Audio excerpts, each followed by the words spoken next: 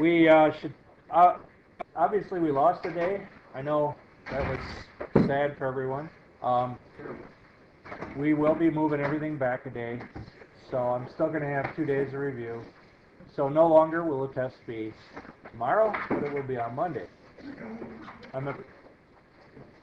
Okay, that probably is not a shock to you, but just want to make sure. Let's see. First of all, a question came up from a student. I'll just share it with you because it's probably something you're wondering about. Somebody asked me, it's actually not this yet. I want to get to that next. But somebody asked me about, what about Chapter 0? Good question. I'm not going to ask any specific Chapter 0 questions. Of course, Chapter 0 is all about algebra and simplifying, and of course you want to put your answers in simplest form. So are you going to make use of Chapter 0 in answering your Chapter 1 test? I think that's unavoidable. But I'm not going to be targeting, I don't know if that makes any sense. So I'm not targeting Chapter 0 questions, but if you don't have Chapter 0, if you're not fairly familiar with that, it's going to be rough from here on. Anyway, calculator test philosophy. As I was getting ready for today, I figured I should talk to you about that. This is what I do. This is me talking to me now. Okay? So as I plan a test, my advice to myself is write questions so that students must be able to think and solve independent of a calculator. So manual is the way I'm thinking. Okay, and by the way, that can be done. I can easily, I don't know about easily, but I can ask questions that really show that you know what's going on without a calculator. And that's kind of my target. It says calculators could serve as a checking device and as a confirmation tool, and that's why I don't prohibit them. So you can go ahead and keep using them, but just be forewarned. You know, and the reason I'm warning you is because I think there's a lot of previous math teachers you may have had where they'll ask questions directly aimed at calculator usage, and I'm not going to do that, and that might be different for you, and I'm sorry if it's a big shock because that's not what my intent is. Honestly, I think this is the best for you. This is why I do it for future classes. And last sentence there. It's important that students know how to do problems without their calculators. And then go ahead and use your calculator, like, to see, did I really, oh yeah, it agrees, good. That's a good way to, so that's how I view them.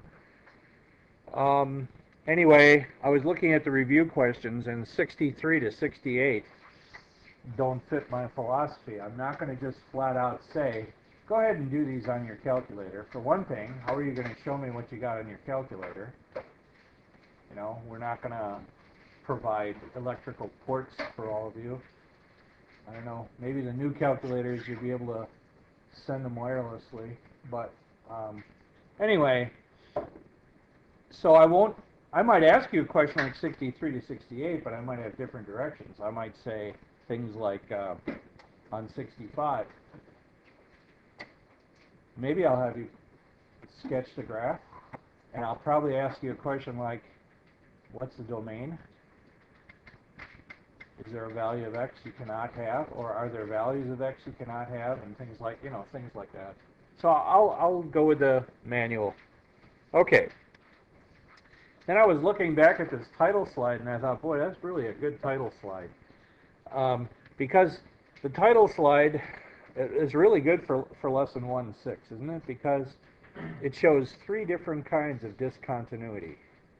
On the left side of the graph, you notice there's one of those they call removable discontinuity, where there's a limit because the left and right hand limits agree, but obviously there's an empty point there. There's a discontinuity. However, by defining a point at x equals, in this case, what? I can't tell. Is that, I think the x-axis is over here. 1, 2, 3, 4. At x equals -5, we could define the answer as what? Like we did there. That's called removable discontinuity. And then we get over to this where they approach an asymptote. That's obviously discontinuity. It's not removable. There's no way you can ever, when you have an asymptote, just got to live with it. That's obviously in the domain. X cannot be -3. So there must be like an x plus 3 in the denominator or something. And then, way at the right side of the picture, we have another discontinuity where the left and the right-hand limits don't agree. And you can't plug it. I guess you could have a removable, couldn't you? Somebody could define a point at that. But so anyway, kind of a nice reminder of the discontinuities. Well, okay, now let me show you what I've got, and then I'd like to just, you guys direct the show here. What I did is I just copied the outline things in case you wanted to refer to those. Then I have kind of some general questions that students often ask about. And then I've got some specific questions from the review, which you may want to look at and you may want to ask about different ones. Yeah. So that's what I've got. So I would say it's pretty much up to you now. Where do you want to go? Yes. 1.6, number 27. Okay. Yeah. Well, I guess you haven't had a chance to ask questions yet, have you, about it? So that's a good thing to begin with. Okay, so this is 1.6, number 27.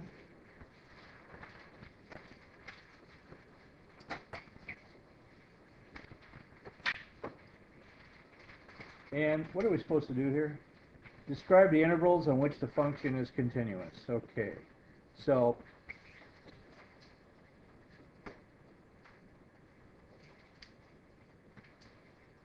we've got one of these piecewise guys, 1/2 x plus 1. And that's when x is less than or equal, less than or equal to 2. And part 2, 3 minus x when x is greater than 2.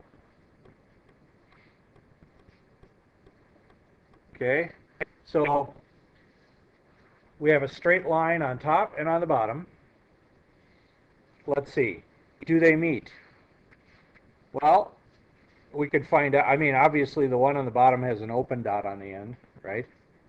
Because it just says when x is greater than 2. So at 2 it's got one of these holes. But if x is 2, what would the answer be in the bottom function? 1, right? What would it be on the top? 2. So these things do like this. They whiff, right? And so we definitely have a discontinuity at x equals 2. And that looks like the only point. So now, to just let me finish up. To do the intervals, you would say everything before 2 and everything after 2, and then you would use those rounded parentheses at 2. So you would write like this, negative infinity up to 2, and then 2 going on forever to positive infinity. Those would be the intervals of continuity. Now, go ahead. You got follow up on that? How do you know the limit equals 2 and 1? What I did is I just took the two equations, 3 minus x and 1/2 x plus 1.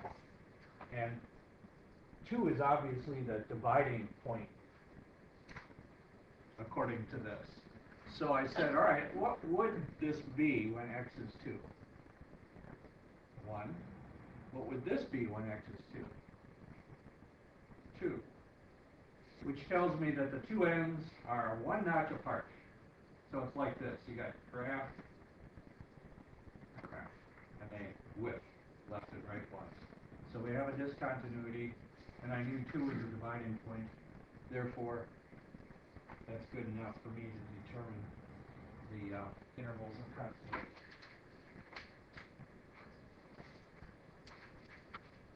You had a question. Yes. Yep, 23 on the same thing. And it's, yeah, and this is one of those step functions. I'll just stick that on the same page here. So without drawing that over again, let me ask you this. Are there some discontinuities there? Just by looking at the graph? Page 70. Yeah, that graph kind of whacks you in the face with an answer to that. Are there discontinuities there?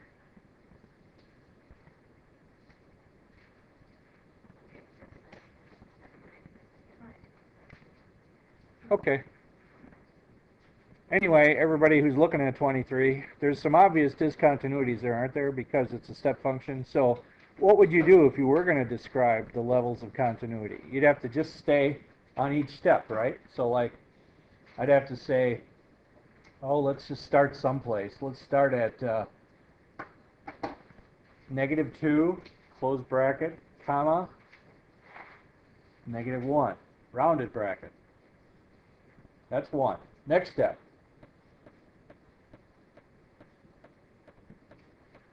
I have a bad memory. -2, what? Yeah.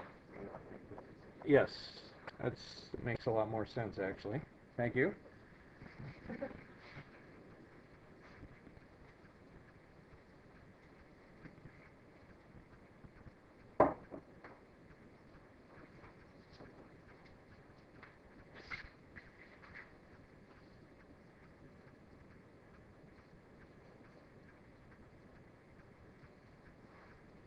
I don't know if that makes sense. In other words, I'm trying to describe each flat step part. It's continuous for as long as one step is. Then there's a break. Then it's continuous for as long as the next step. Then there's a break. And so that's why I have all these multiple. Those are just describing the steps. Does that make? You see why I put a closed bracket here? Because at -2 there's a solid dot. But then when you get over to -1, you notice we got an open dot and it hops up. So that's why this is half closed and half open. Then when you go up to the next step, -1's included, so that's square bracket, but 0's not. And of course, this is looks like it's gonna go on forever. In fact, it really should start probably before this too, even though the picture doesn't show it. So you have no choice on a problem like this but to list a whole bunch of separate intervals. Did you find the question? Yeah, that was it. I'm just confused. Okay.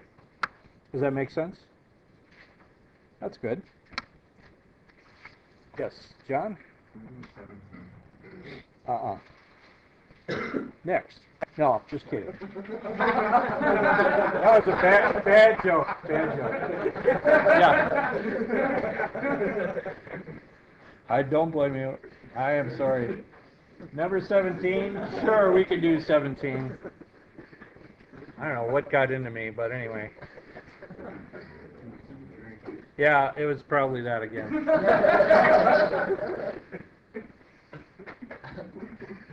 Okay, 17 is listed as f of x equals x over x squared plus 1. And I want to make sure, is this the same directions? Minus 1. And is this the same directions we were just looking at to find the levels of continuity?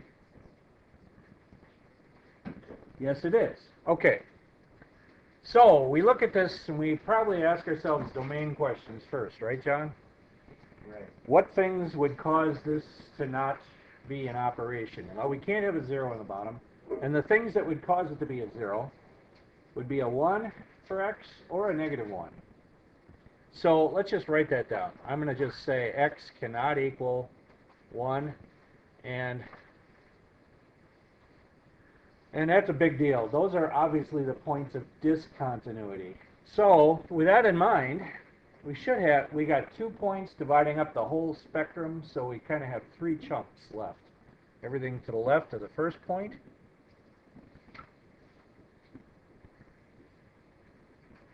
Then we've got between the first point and the second point. And then finally, we have from the right point on forever. Mhm. If you were to graph that, would it just be a straight line and then open circles on negative 1? Whoa, would the graph be a straight line? I don't think so. I got to think about this. Well, maybe not, but Well, let's graph it. They would, or an asymptote. I would say it's more likely it's an asymptote. Usually, it's not open circles are kind of special cases. But usually, what happens on a graph at a point where the domain doesn't work is it won't cross it, and it'll do something like this. So that's most likely what's going on. Yeah, I'm almost positive. Let's as long as you ask, let's quick do it. Let's see what it looks like. It's a good thing to do anyway. Okay, we got what? X over x squared minus 1. So x divided by x squared minus 1. Yeah, you see how we have, at negative 1 and 1, we have asymptotes. And just like we said, where is it continuous? In 3 pieces.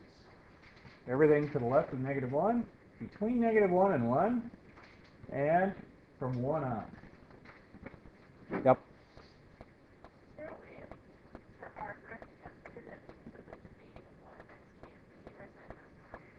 I don't believe it.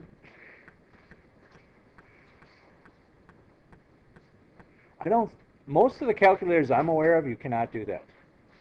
Does anybody have one that does that? She was saying, can you define the domain? I know you can pick a window, but then the problem is you couldn't probably show piece 2 and piece. You were thinking of, is there a way I could show all 3 pieces? Your calculator will try to graph this, but it will connect. I think most calculators will connect this to this, and they'll connect this to this, and because it just, most calculators aren't to the point where they can exclude things like that. And they don't quite get vertical asymptotes yet. They'll get the horizontal asymptote just fine, but they won't get the verticals. And so you've got it in your head go, oh, wait a minute. No, my calculator didn't need to do that. Because I can see there are domain problems here. So you got to kind of override your calculator. Yep. See, it's getting complicated. There are some calculators out that are really full-fledged computers, and just like this software caught it, I'm assuming some of the newer ones probably have software that will account for this. It's got to be happening. So, yes. On that 1.6, you bet. 65. Okay.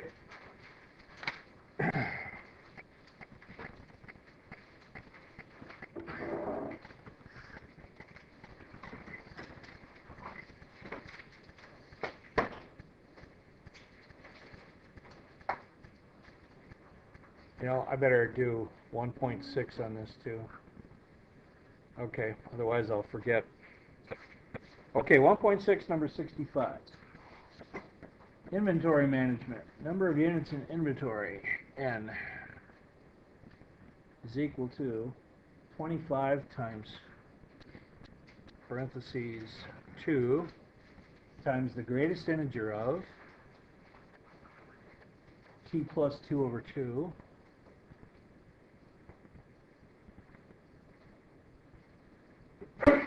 minus t, and the domain is between 0 and 12.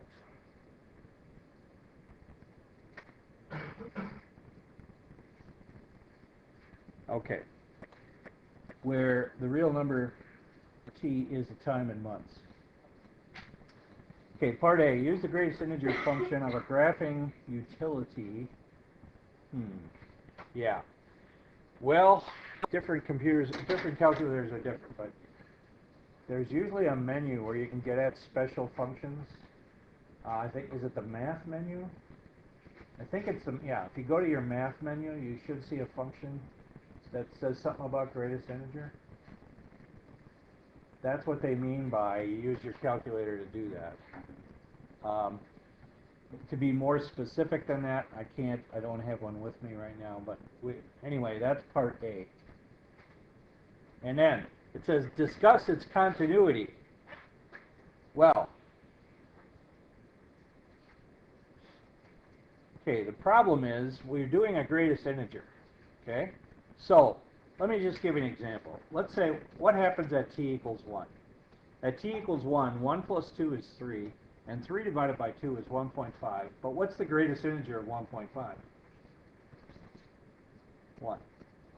It kind of lops off on the positives. So, and then t equals 2. Or let me do 1.9. T equals 1.9. 1.9 plus 2 is 3.9. 3.9 divided by 2 is, I don't know, about 1.9 something. And what's the greatest integer of 1.9? 1. So you see what's happening. We're getting one of these flat steps, just like in the step function. But then as soon as we go to t equals 2, 2 plus 2 is 4. 4 divided by 2 is 2. The greatest integer of 2 is 2. And of course, I'm not counting this other stuff in here. But the point is you're going to have steps. So at the end of each step, you're going to have a discontinuity. So you got one of these multiple continuity deals. Step, step, step, step. That's part A.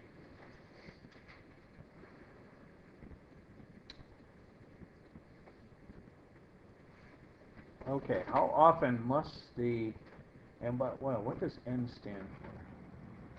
Oh, that's number, obviously, in the inventory. So the question is, how often must the company replenish its inventory? What you'd have to do there is set N equal to probably, I don't know. Here's the question. When do you replenish your inventory? Well, you don't wait till it gets to 0, because then you're going to have a lot of unhappy customers. I don't know, they haven't told you. But I suppose that's what they're saying. All right, so set N equal to 0 and solve for t. And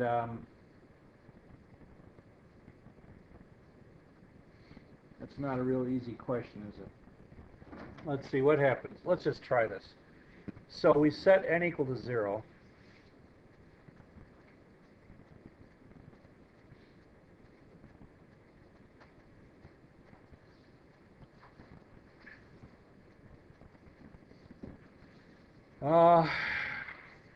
Well, we divide both sides by 25.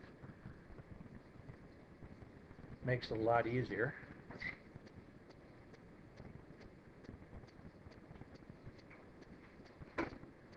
Add t to both sides. Maybe.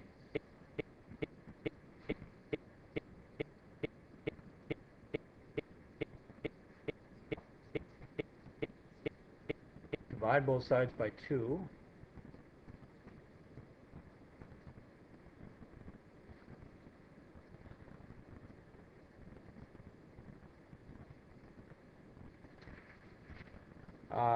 Now, when will those be equal?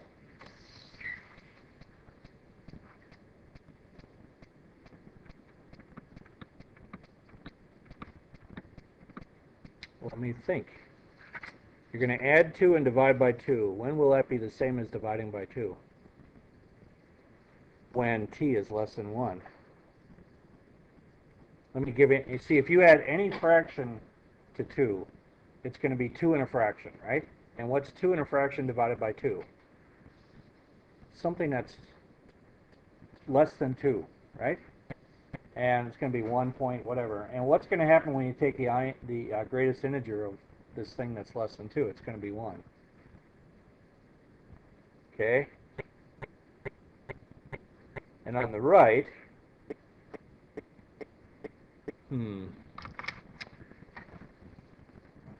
see, you can't just remove those greatest integer things. I'm trying to think of a way to do this. We got 1t on the top. When t is 2, I don't know, did I do something wrong here? Doesn't look like these will ever be equal. I divided both sides by 25. Okay. That should be legal. Where did I get this 2 up? Oh yeah, from there. Okay. So that's legal. Then I added t to both sides. That's certainly legal. Then I divided both sides by 2. Yeah, that looks good. So when will t over 2 be equal to the greatest integer of t plus 2 over 2? The way it looks to me, that's never going to happen. Probably should have picked something like... Did I miss some hint here? It just says small company. Oh, it's between 0 and 12. Well, that's a year. 0 and 12 months. They never gave us a clue as to how much inventory they keep on hand, did they? Why don't we do a couple ordered pairs? Let's see what happens. What happens when t is 0? What do you get? 0 plus 2 is 0. 0 over 2 is 0. The greatest integer of 0 is 0. It's 0 plus 2 is 2. 0 plus 2 is 2. At least it used to be, yes. And 2 divided by 2 is 1. And the greatest integer of 1 is 1. And 2 times 1 is 2. And 2 minus 1 is 1. Is that right? And we've got to multiply by 25, too. Let me try that one more time. Did that a little too quick. 0 plus 2 is 2. 2 over 2 is 1. The greatest integer of 1 is 1. 2 times 1 is 2. And 2 minus 0 is 2. And that should be 50. 2 times 25 is 50. So in other words, they started off at 50 units at no time at all. Okay. Let's just see what happens. After 1 month, what do they have? 1 plus 2 is 3. 3 over 2 is 1.5. Greatest integer of that is 1. 1 times 2 is 2. And 2 minus 1 is 1. 1 times 25. Okay, after 2 months, 2 plus 2 is 4. 4 divided by 2 is 2. Greatest integer of 2 is 2. 2 times 2 is 4. And 4 minus 2 is 2. 2 times 25 is 50.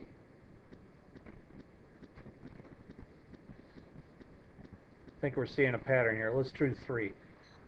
3 plus 2 is 5. 5 over 2 is 2 point whatever, 2.5. The greatest integer of that is 2. 2 times 2 is 4. And 4 minus 3 is 1. And 1 times 25 is 25. I'll just do one more. After 4 months, 4 plus 2 is 6. 6 divided by 2 is 3. Greatest integer of 3 is 3. 3 times 2 is 6. 6 minus 4 is 2, and 2 times 25 is 50. Okay, so it looks to me like, now at least I have a ballpark. It looks to me like they began their company with 50, an inventory of 50. After 1 month, they were down to 25. Looks like they replenished. And then they went up to, they go back up to 50, and then they got down to, looks like it takes them a month to get down, and then they replenish. I don't know. So at least in the ballpark, it looks like 25 might be the mark. I don't know. Let's see what happens when we plug in like a 1, which is the amount for t. See, this is t, and this is n. What happens? We already did 1. So let's do 3. 3 over 2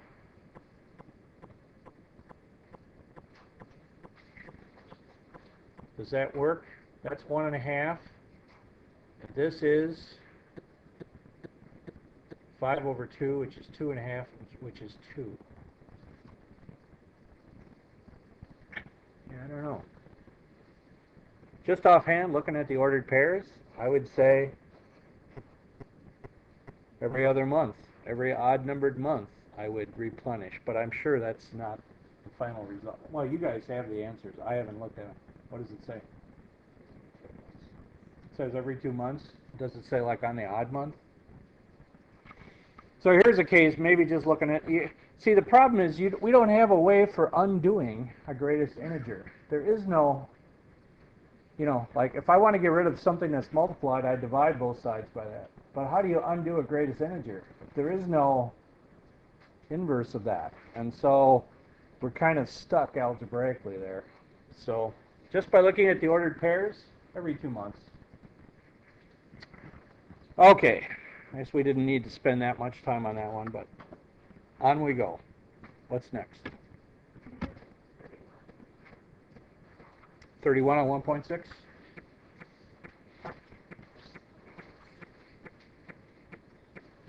Let's have this be our last 1.6 question today.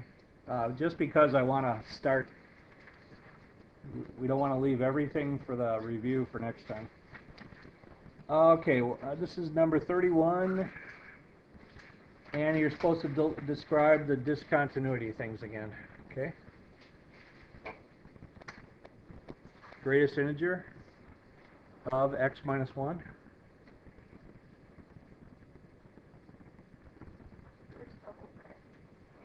Yeah, that's just, I don't ever try to draw those. That's just the official way in a book they're going to write the greatest integer of.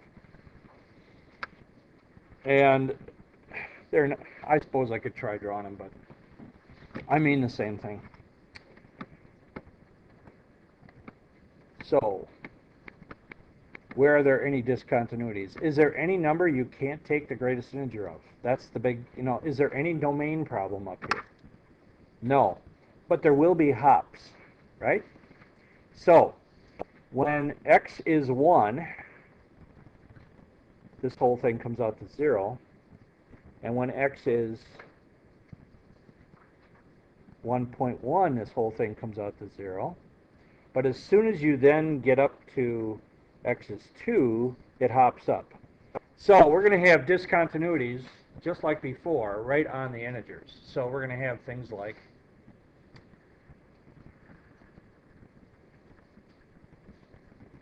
I'm sorry, that should be a closed bracket.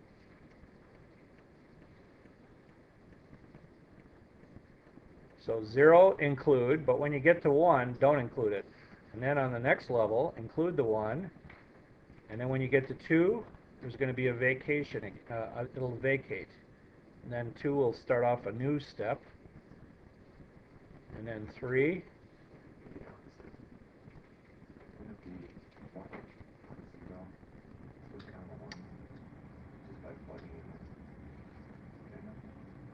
Oh, okay. Well, sure, if these were ordered pairs. These are not ordered pairs. What I'm drawing, I see what you're thinking. I'm drawing intervals of continuity, which is what I think they wanted you to do. That means between what and what are there no hops? And I'm saying between 0 and 1, the 0 inclusive and the 1 exclusive. Okay, then it hops. All right, now we're steady from 1 over to 2, but as soon as you get to 2, hop. That's why they're rounded, etc. Uh-huh. They say the answer is continuous on all values where c, comma c plus 1 with c and its integer. I just don't understand that. They make it a limit, and then they say the limit of x c to the left. The answer is c minus 2. Yeah, they're saying it's continuous until it comes out even. And as soon as it comes out even, up to the next step. That's another way. But, So you don't want it. well, that would be okay. This just is more explicit than theirs. So, here, yeah, what page is that answer on? A30. Thank you. That's fine. It's just that's real abstract and it's general. And the nice thing is you don't have to put a dot, dot, dot.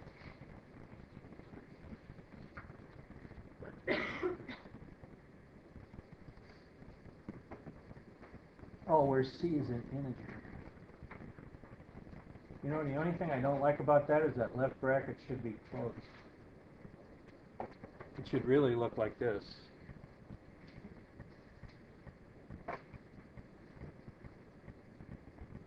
So in other words, it starts off at a point, And when it gets to be 1 greater, it's empty. And then it goes up. So this is all this is a generalized form of this. And makes sense, I guess. But I was going to do this. Yeah, they both say the same thing. Okay, let's try to shift our concerns now to all what? Nothing wrong with continuity, but we do have 5 other sections. So I'm assuming some of you, maybe some of you, have started thinking about parts of chapter 1 that gave you the most trouble. Maybe that is 1.6. So, questions regarding the chapter as a whole? Yep. Okay, 1.4, which is the part. Oh, the function section. Okay. So can you point me to some types of problems?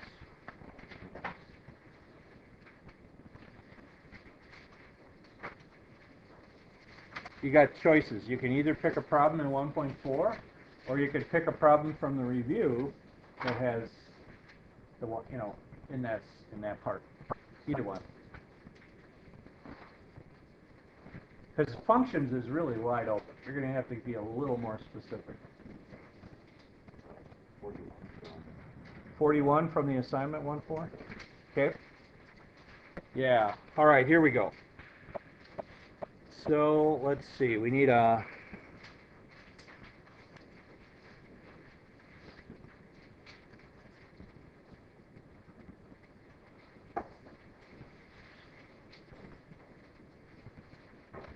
Okay, 41, the function is f of x is square root of x. Principal square root of x. G of x is x squared minus 1. And on the first part, it says find f of g of 1.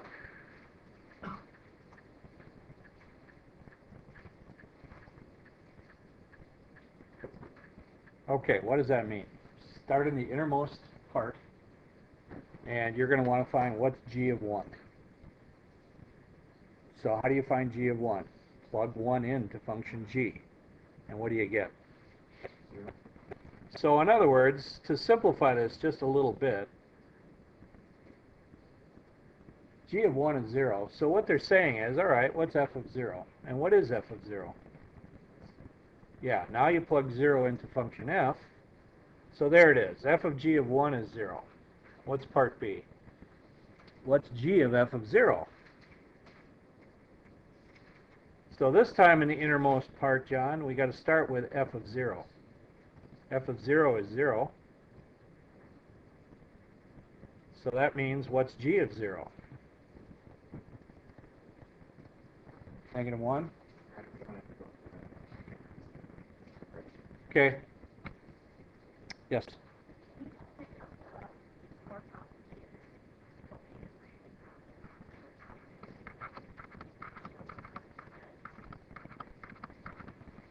Okay. Spotting, domain, and range.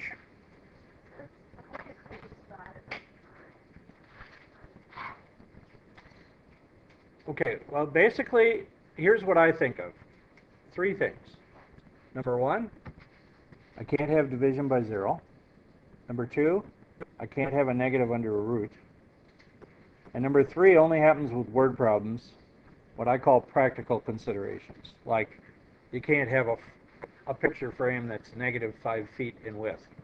Stuff like just common sense like that. We don't have a word problem, so you want to focus in on denominators. And is there any way that denominator could be 0? That affects the domain. And square roots.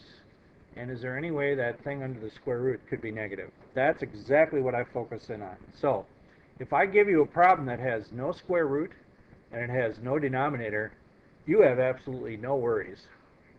There will be no restrictions, and the domain will be negative infinity, positive infinity. Well, that's a whole different matter. I'm just let's just do one thing first. So if you do have a root, then immediately your attention says, when could that root be negative? And that's exactly what you have to exclude then from your domain. Or if you have a denominator, when could that denominator be 0? Now that could be real easy when you have something like x minus 2, or it could be a polynomial that you might have to factor. Yeah, this one's not so easy. In fact, I don't know if I can even give you a rule. The only advice I can give you is this. So range is a whole different ballgame. Honestly, right now, your most important thing you should be thinking about is domain. That's the biggie. But when you get to range, you have only advice like this. If you have a fraction, and if the numerator can never be 0, then that fraction can never be 0. Because the only way a division problem can come out with an answer of 0 is if the numerator is 0. Now, I know that doesn't tell you a whole lot, but that is one way you can tell when a range doesn't include 0. Well, okay, what were we just talking about? Oh, yeah, okay, so yeah. I know what that sounds like, but that's okay, I'll take it. Yeah, I got stuff stored in the lectern here, too. I've always dreamt of having a refrigerated lectern, you know? It still hasn't happened, but I still do. I still have my stash. Okay, maybe I'm trying to make something up that fits what you want. Like,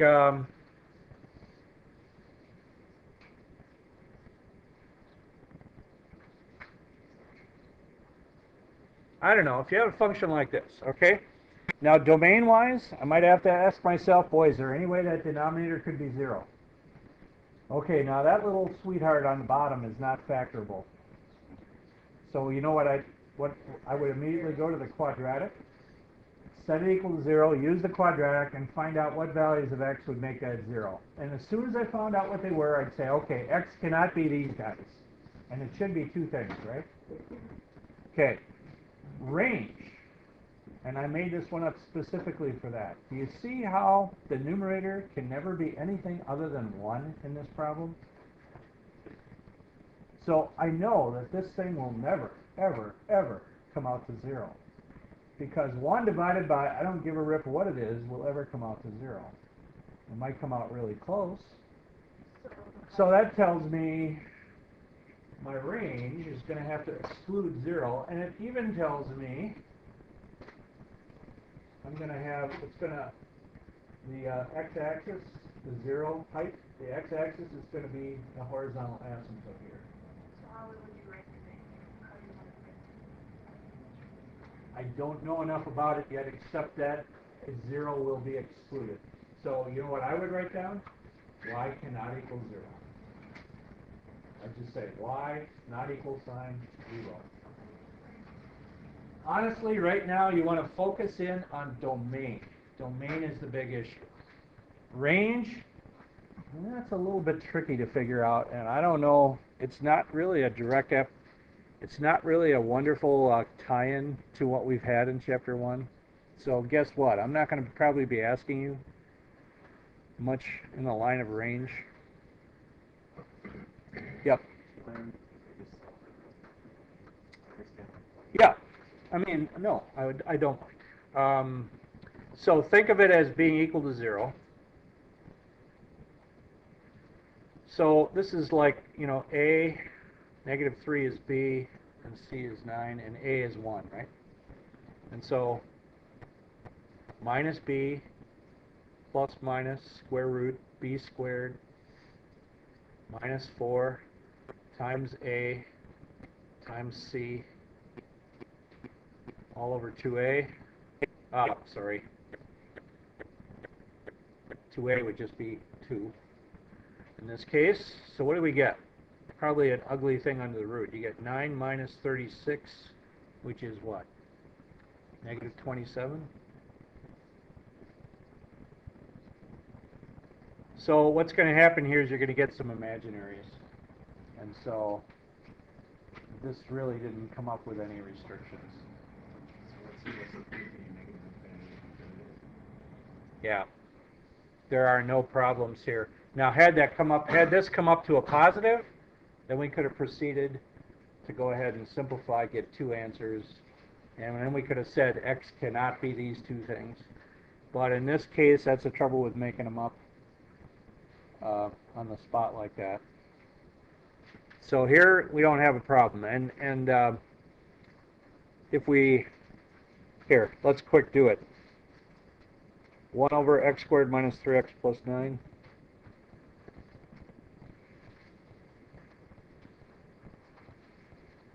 Okay, 1 over x squared minus 3x plus 9.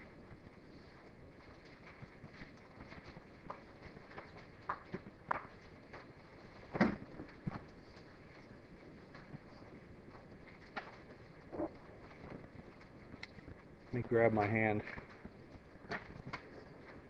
So you can see we don't have a problem here. Do you see how it's approaching the x-axis when I get way out there? So there's that y cannot equal 0 I was talking to Christina about. And over here, is there any asymptote? No. It goes up, it comes down. So it's kind of confirmed. We don't have any interruptions.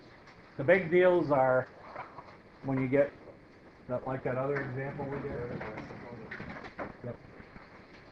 So we have one more review day. It will be tomorrow, and Monday we're supposed to have a test.